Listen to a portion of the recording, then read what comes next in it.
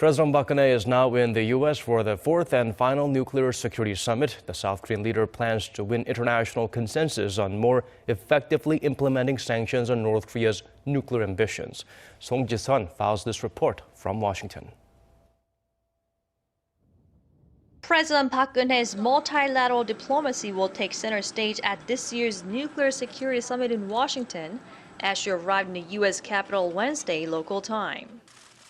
Before the official summit programs begin on Thursday, President Park will start the day with a one-on-one with U.S. President Barack Obama.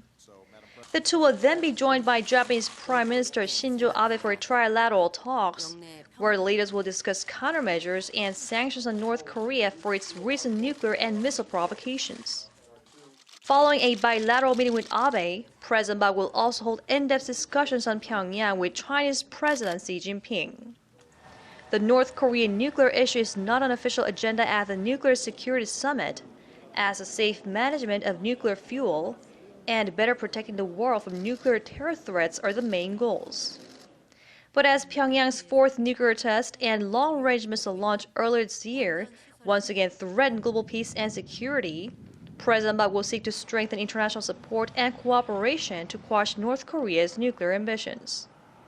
As this will be the first time that the world leaders are gathered in the same roof since North Korea's fourth nuclear test on January 6, President Park Geun will not want to waste this opportunity, both at one-on-one sessions and during official programs at the Nuclear Security Summit, to firmly discourage Pyongyang from pushing forward another provocation like a fifth nuclear test. Song Ji-sun, Arirang News, Washington.